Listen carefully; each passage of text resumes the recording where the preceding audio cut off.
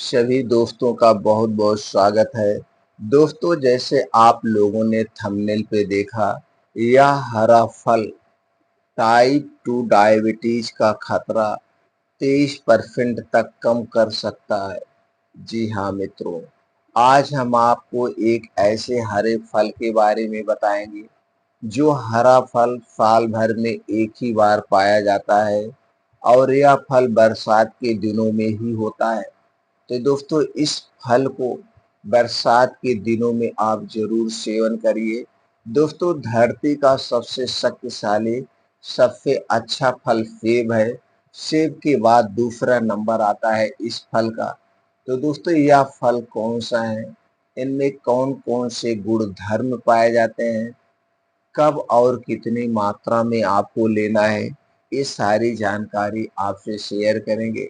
दोस्तों, ये तो टाइप 2 डायबिटीज को कंट्रोल करता ही करता है। इसके साथ दोस्तों बहुत सारी ऐसी बीमारियां हैं, उन्हें भी रिकवर करने में मदद करता है। ऊपर से हमारे शरीर को शक्तिशाली भी बनाता है। तो दोस्तों, यह फल सस्ता भी है, सेब से काफी सस्ता है। तो दोस्तों, बरसात के दिनों में इस फल का सेवन जरूर करें। तो चलिए दोस्तों, जानते हैं पहले टाइप 2 डायबिटीज होती क्यों है। क्या डायबिटीज को हम कंट्रोल कर सकते हैं बिना दवा के? जी हाँ मित्रों, हमारा आयुर्वेद कहता है आप डायबिटीज को बिना दवा के कंट्रोल रख सकते हैं अपने दिनचर्या के द्वारा। दोस्तों, यह जो डायबिटीज की बीमारी है, ब्लड प्रेशर की बीमारी है, कोलेस्ट्रॉल की बीमारी है, प्रोस्टेट की बीमारी है, फैटी लीवर की बीमारी है, या पेट से संबंधित जितनी बीमारियां हैं, ये सारी बीमारियां लाइफ स्टाइल बीमारियां हैं। लाइफ स्टाइल बीमारियों को आप अपने लाइफ स्टाइल में परिवर्तन करके दोस्तों इसे कवर कर सकते हैं। और जब आपकी लाइफ स्टाइल गड़बड़ होती है तभी ये बीमारियां हमें अपनी चपेट में लेती हैं।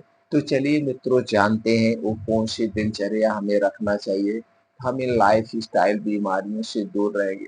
सबसे पहले काम दोस्तों आपको करना है, बाहर की कोई भी चीज आपको नहीं खाना है। कोई भी चीज हो गया, चाहे वो डिब्बा बंद हो, चाहे पैकेट बंद हो, चाहे जंक फूड हो, चाहे फास्ट फूड हो, चाहे सॉफ्ट ड्रिंक हो, चाहे कोल्ड ड्रिंक्स हो, धूम्रपान, अल्कोहल, ये कोई भी चीजें हमें नहीं लेना है। हमें अपने घर की बनी हुई चीजों का ही सेवन करना चाहिए, पहला काम। दूसरा काम दोस्तों, अपने शरीर की एक्टिविटी बढ़ाने के लिए हमें डेली रूटीन में योगा, प्राणायाम, मेडिटेशन जरूर करना चाहिए। इससे हमारे शरीर की क्रियाशीलता बढ़ती है, हमारे शरीर के अंदर के आर्गन की एक्सरसाइज हो जाती है और हमारे शरीर की हड्डियां मांसपेशियां दोस्तों मजबूत बनती है। तीसरा काम, हमें कभी भी चिंता डिप्रेशन नहीं लेना चाहिए। चाहे वो बच्चों का कंपटीशन की तैयारी हो, चाहे हम नौकरी कर रहे हो, चाहे हम घर पे हैं किसानी का काम कर रहे हैं, हमें कभी भी कोई टेंशन नहीं लेना चाहिए, उससे डट के मुकाबला करना चाहिए। और तीसरा काम दोस्तों, चिंता मुक्त रहने के लिए आपको मेडिटेशन करना चाहिए। अगला काम जो सबसे ज्यादा जरूरी है, बीमारी का सबसे बड़ा कारण यही है दोस्तों, रात के खाने में आपको बदलाव करना है। रात का खाना किसी भी कीमत पर सूर्य डूबने के 1 घंटे पहले करना है, किसी भी कीमत पर। आप देखिए दोस्तों, 3 महीने तक इसे फॉलो करके देखिए, आपके शरीर के सारे रोग धीरे धीरे ठीक होना शुरू हो जाएगा। रात का खाना सूर्य डूबने के 1 घंटा पहले, जैसे मान लीजिए सूर्य डूब रहे हैं गर्मी में 7 बजे, तो आपको 6 बजे खाना है।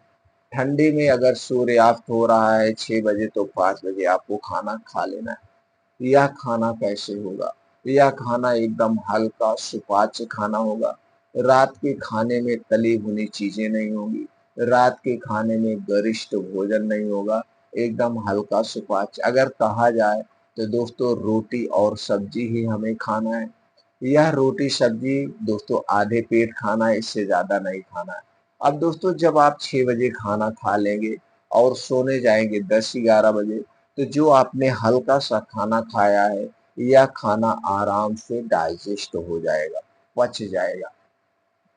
अब जब आप सोने जाएंगे तो आप यहाँ शारीरिक और मानसिक रूप से सोएंगे। आपकी नींद में कोई डिस्टरबेंस नहीं होगा और आपकी आँख ऑटोमेटिक दोस्तों 4 बजे खुल जाएगी। अब 4 बजे आपको उठ जाइए, 2 से 3 गिलास गुनगुना पानी पीजिए। पानी पीने के बाद डेली दिनचर्या से निवृत्त हो जाइए। अब 5 बजे घर छोड़ दीजिए। 5 बजे के बाद कुछ योगा, प्राणायाम, मेडिटेशन करिए। इससे आपकी शरीर अंदर से एनर्जेटिक हो जाते हैं।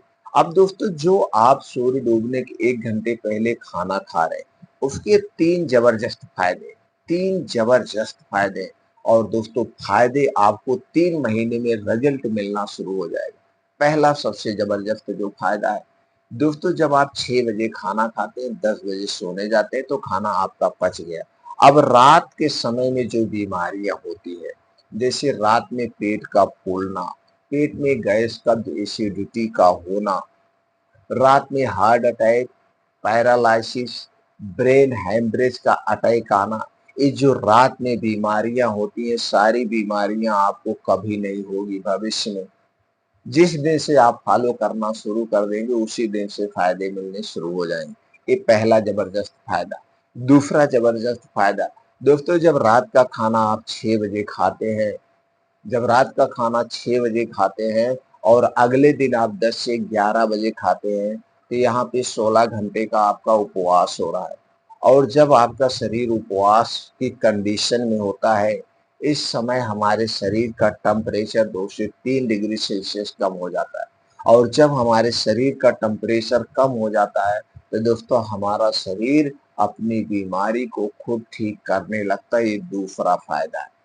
तीसरा सबसे जबरदस्त फायदा क्या है दोस्तों, जब आप 6 बजे खाते हैं, अगले दिन 10 से 11 बजे खाते हैं, तो जो 16 घंटे का आप डेली उपवास कर रहे हैं, इस कंडीशन में जो 16 घंटे का डेली उपवास कर रहे हैं, इस कंडीशन में दोस्तों हमारे शरीर का जो अंदर का आर्गन है, जैसे लीवर, किडनी, आंते, गॉल ब्लैडर ही अपने आप को डिटॉक्सिफाई कर लेते हैं। इसे दोस्तों एक छोटे से एग्जाम्पल से समझते हैं।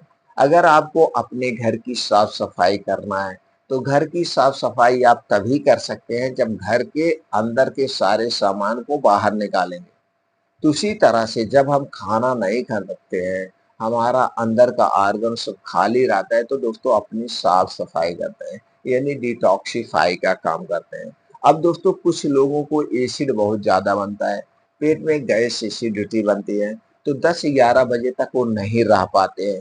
तो दोस्तों इस कंडीशन में आप कोई भी जूस ले सकते हैं, यानी कि लिक्विड चीजें लेना है, हमें ड्राई चीजें नहीं लेना है।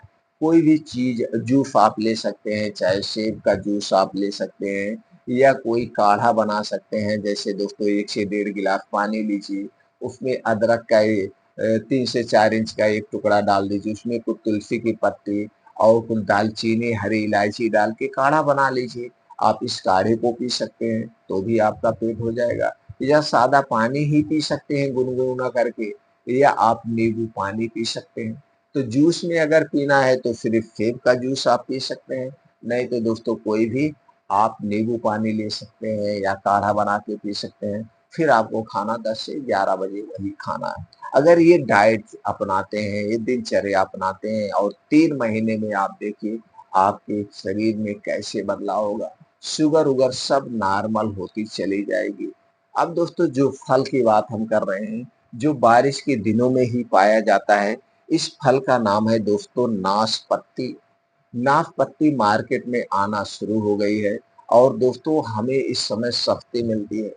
जैसे हमने कहा, सेब के बाद दूसरा सबसे शक्तिशाली फल है, वो है सेब, वो है दोस्तों नाशपत्ती। और नाशपत्ती सेब से काफी सस्ती मिलती है दोस्तों, 20 रुपए, 30 रुपए, 40 रुपए, 50 रुपए तक बढ़िया नाश की पत्ती मिल जाती है। तो दोस्तों चलिए नाशपत्ती को कब और कैसे खाना है, कितनी मात्रा में खाना है, उसके पहले जान लेते हैं नाशपत्ती में कौन कौन से गुणधर्म पाए जाते हैं। दोस्तों नाशपत्ती में अगर हम पोषक तत्वों की बात करें, तो इसमें antioxidant, fibre, potassium, iron, calcium, magnesium, vitamin C, vitamin E, vitamin K, vitamin B 2, vitamin B 6, vitamin B 12, folate, manganese, जैसे तत्व पाए जाते हैं। इतने गुणों से संपन्न है ये आपका नाशपाती। अब दोस्तों चलिए हम इसके फायदे की बात कर लेते हैं। दोस्तों नाशपाती के फायदे की बात हम करें तो यह दोस्तों बरसात में पाए जाने वाला सबसे पौष्टिक फल है, जैसे हमने पहले कहा।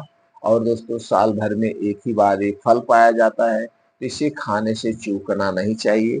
चलिए इसके फायदे की बात करें तो दोस्तों ये लीवर को स्वस्थ रखता है, ब्लड शुगर को कंट्रोल में रखता है, यूटीआई इन्फेक्शन में भी लाभकारी है, जख्म भरने में सहायक है, शरीर के हड्डियां मांसपेशियों को मजबूत बनाती है, शारीरिक कमजोरी को दूर करने में सहायक है, खून की कमी को पूरा करती है, मोटापा को कम करने में सहायक है और शरीर की रोग प्रतिरोधक क्षमता को बढ़ाती है। इसके साथ साथ दोस्तों जो आपका ब्लड शुगर है, ब्लड प्रेशर है, उसे भी नियंत्रित रखती है। उसे भी नियंत्रित रखती है। तो दोस्तों अगर आपको ब्लड शुगर है और आप अपने शारीरिक कमजोरी को दूर करना चाहते हैं, ब्लड शुगर को कंट्रोल में रखना चाहते हैं, तो दोस्तों इस समय नाशपाती का सेवन जरूर करें। तो चलिए दोस्तों जानते हैं एक दिन में हमें कितने नाशपाती खाना चाहिए। दोस्तों अगर आपका पाचन तंत्र कमजोर नहीं है, अगर कमजोर नहीं है तो एक दिन में आप 200 ग्राम से 250 ग्राम नाशपाती खा सकते हैं। बस इतना ध्यान देना है, नाशपाती को 100-200 ग्राम एक ही बार में भी खा सकते हैं या डिवाइड डोज करके दिन भर में 1-2 बार में भी खा सकते हैं। बस इतना ध्यान देना है, नाशपाती और खाना खाने में 2 से 3 घंटे का डिफरेंट होना चाहिए।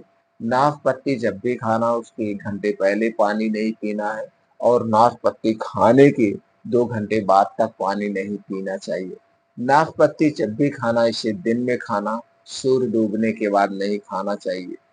कोई भी फल हमें सूर्य डूबने के बाद नहीं खाना चाहिए। ये खाने में सावधानी आपको बरतनी है। अब दोस्तों चलिए जानते हैं इसके नुकसान क्या है।